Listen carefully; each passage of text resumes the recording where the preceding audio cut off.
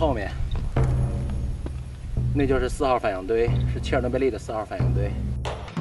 我哥们270从中国千里迢迢地跑到乌克兰的切尔诺贝利，就是为了看看这个东西。10万年才会，切尔诺贝利对这片区域的影响才会完全消除。270真正感兴趣的是切尔诺贝利中那个举世闻名的石棺，里面封印着号称恶魔的核电站4号反应堆。据说，它引发的灾难曾经让4000人死亡，320万人遭到核辐射。20多年过去了，石棺仍是世界上最神秘、最致命的地方。吸引270他们前往石棺的，正是这些致命的诱惑。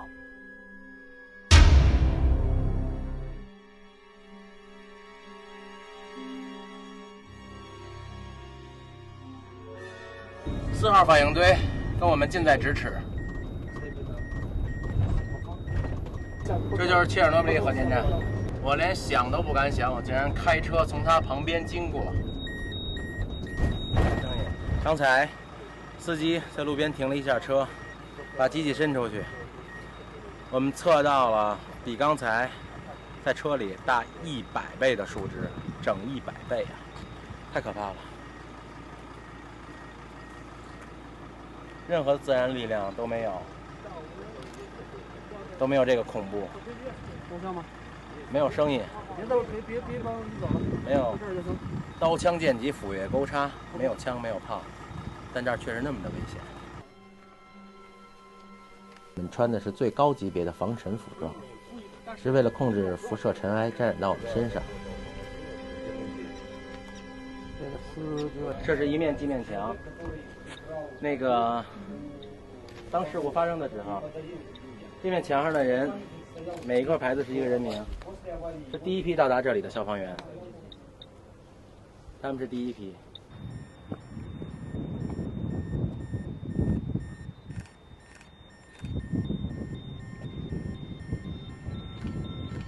我现在面对的就是4号反应堆，我特别好奇石棺里面是什么样，是人说的一尘不染，还是人说的破烂不堪，我都不知道。有人说所有的仪器都是完好无损，都被塑料布盖着，还有人说所有的仪表都暴露在那儿，但是有几只压力表还在工作。我也想知道我站在2000多吨的辐射物的上面的感觉，这2000多吨可以毁灭地球几次？4号反应堆就在我的正前面，我的天哪！啊！如果让他发现你们不管照不照，只要朝他这个方向，就是他们人看着，马上过来就把人设备全拿走了。好，那到时候就很难弄。就是这样。你那地方不要对着那个好。向导只允许在纪念碑前面下车拍照。这儿的辐射值超高，可以看一下，非常非常高，所以在这儿不能久留。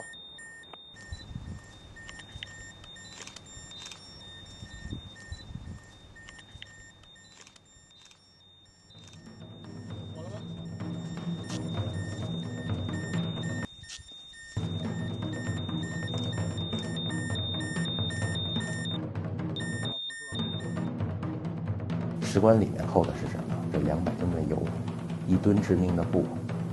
石棺当时设计寿命只有10年，但现在已经20多年过去了，随处都有漏水，内部有严重的坍塌。这真是太恐怖了！确实被核辐射打败了，我身上积累的辐射值已经接近了安全极限，再进去的话无异于自杀。最终我们放弃了，进入到控制中心，这是我最大的遗憾。现在这里已经没有任何人了吧？现在只有工作人员在这里，他们一个换气周期是15天。15 дней они уезжают домой. 然后15天之后他们就回家了，就不在这了。不是，这是他们的规定。啊，每15天轮换一次。每次我们拍照都是在微笑，即便在索马里面对枪的时候也是在微笑。可是刚才看照片的时候，突然觉得我跟老张表情都很严肃。可能真的这儿的震撼完全不亚于索马里战争带来的震撼。没能进石棺，真是不甘心。这也让我对那些筑起石棺和当年爆炸初期进入灭火的英雄们更肃然起敬了。我应该去拜访他们。去哪儿找？我还是觉得没人去过的高辐射的禁区可能性更大。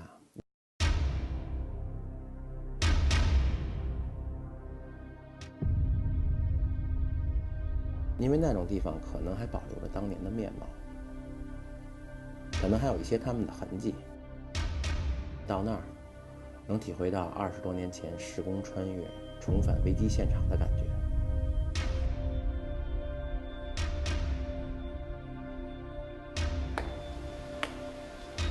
这个里面全是放射性尘埃，全是辐射尘。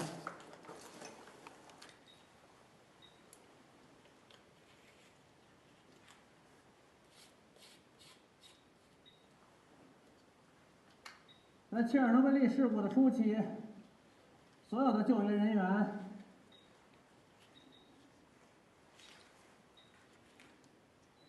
就是戴着这样的面具，在抢救切尔诺贝利。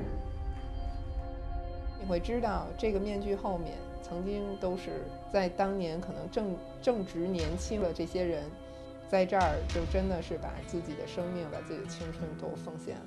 Позови меня тихо по имени, ключевой водой напои меня.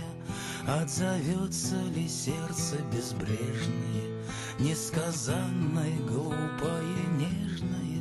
Снова сумерки входят бессонные, снова застят мне стекла. 切尔诺贝利灾难的前因后果，在我心中有很多的谜团。那些铺天盖地的新闻报道、历史资料对我来说都没有任何的说服力，那都是别人看到的，我更愿意自己去发现。这就是普里皮亚季的市中心的公园。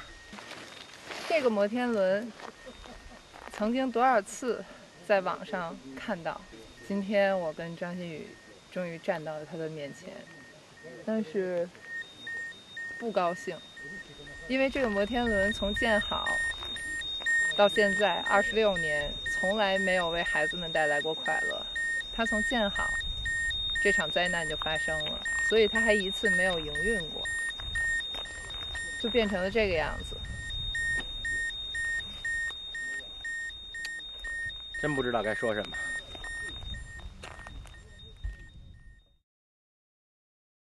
我现在要离开切尔诺贝利了，在这儿要做一个通缉检查，我们带进去的电脑和所有东西都要通过这儿。现在只有一个门锁着的，这儿全凭自觉。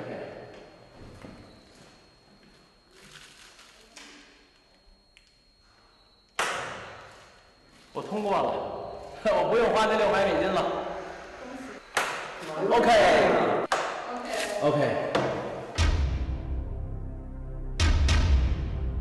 现在我们再去切尔诺贝利最近的一个村庄，去那儿找找当地人，看有没有人愿意跟我们聊一聊当时的事儿。那边是30公里隔离区的围墙，我们现在沿着围墙外面的一条路在一直走。那我们看到了大鸟，应该是鹳，没编译。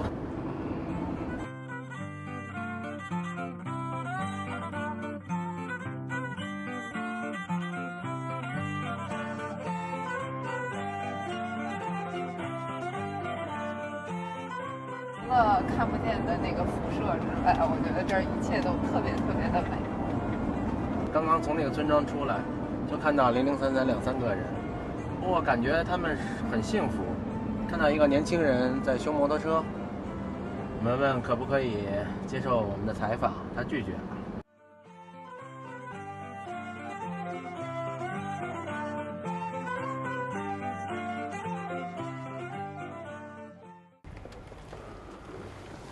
千辛万苦，我们终于在这个小区找到了，据说是从普里皮亚季迁回来的一整栋楼的人。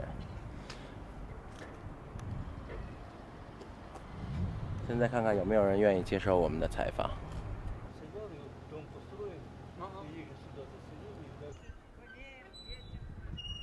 终于找到了一个60来岁的老人，就在我后面，带着他的孙子在玩秋千，但是他不愿意接受采访。他说现在过得不错，然后迁过来很多人，多数都患了癌症，就这么多。反正一直在吃闭门羹，一直在碰钉子。最后我们第一个问的那个老人跟我们说，让我们换一个地方去问。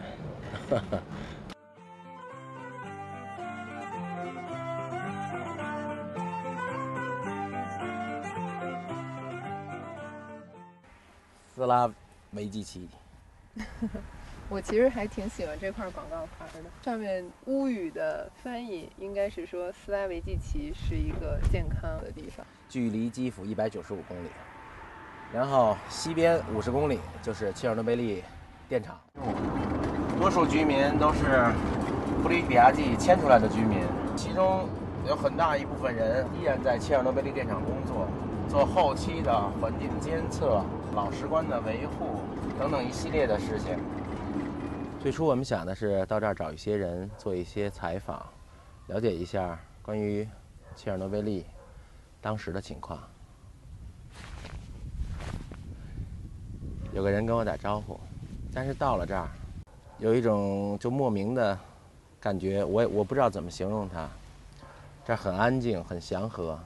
我确实不想再去揭他们的伤疤。虽然开了200多公里，其实到了这儿，我们就改变了最初的想法，因为这儿一切就跟正常的生活没有任何区别。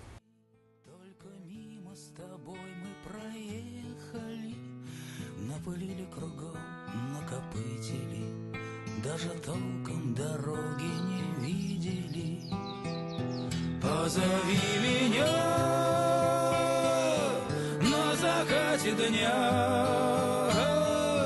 позови меня, грусть, печаль моя, позови меня。火山是地球上最具爆发性的力量，那种充满了雄性魅力的壮观景色，我相信是每个男人都渴望去亲身体会的。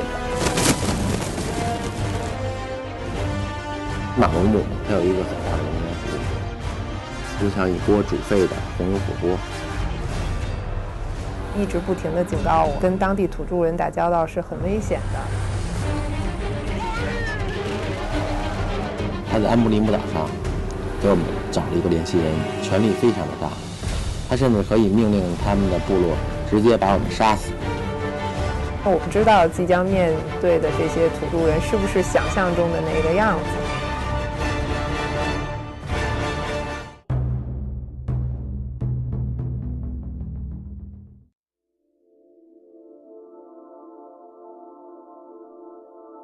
我们在那个西藏的那个芒康县，要想去左贡那边那个搭车，然后呢，就这个时候有个师傅，他就藏族的跑车的师傅。我们去芒康。我也去芒康的。你去芒康，你能顺路带我们吗？可以的，当你们顺路。我们一路都是这样的，所以我们不能违背这个不付钱的原则。不好意思。后来呢，我们搭上了别人的车，他开了几十公里之后呢，又下来。然后过了段时间，因为超越了他嘛，他又看到我们了，他就觉得很生气，哎，你们怎么又跑到我前面来了？然后他就说这样吧，100块钱，两个人带你们走。然后我们又拒绝他了。然后第3次那个师傅，我们就眼看这个师傅的一个小的一个50的一个这样的一小面包车，在滚滚红尘中这样开过来。然后那个师傅就看到我们在路边，我们向他招手，他就停在我们旁边，然后就什么也没说，下车什么也没说，就直接打开车门帮我们把行李全部都搬上了车，然后最后连夜免费的把我们带到了左贡。我觉得这就是一种在路上的感觉，你什么事情都有可能发生。